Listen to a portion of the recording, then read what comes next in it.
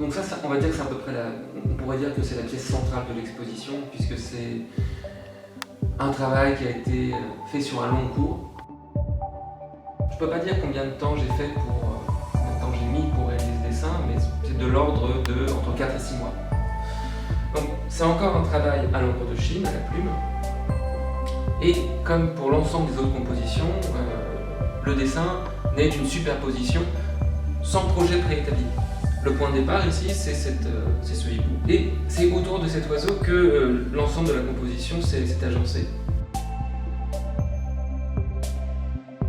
Puisque j'avais quand même en tête cette idée de mélanger, d'incorporer des architectures modernes avec une idée de nature, j'ai simplement comme ça posé quelques bâtiments empruntés. Ce sont des bâtiments existants. J'ai tendance à ne rien inventer. Juste j'emprunte et je colle. L'immeuble par exemple qui est ici, c'est la Capsule Tower à Tokyo. C'est une architecture particulière qui est composée de petits cubes de cellules. Et à l'origine c'était un projet de nichoir, puisque la forme même des capsules me rappelait certains nichoirs pour oiseaux. À côté de cette espèce de géode, c'est un lieu un peu emblématique de la guerre froide. Et en dessous, il y a un ensemble de bâtiments ruinés complètement.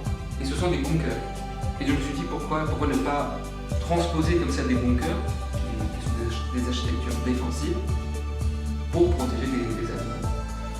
Voilà, donc il y a une musaraigne qui va sortir d'un des enclos, de l'autre côté un serpent.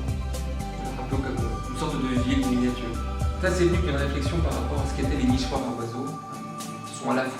Il y a deux types de nichoirs à oiseaux, si on regarde un peu ces objets. D'un côté, il y a ceux qui vont reprendre des habitations, donc des nichoirs qui sont des nichoirs en forme de chalet, des choses très, très typiques. Et de l'autre côté, il y a les nichoirs très prosaïques. Ce sont un cube avec un trou dans lequel va pouvoir se cacher l'oiseau. C'est quelque chose de presque militaire, défensif.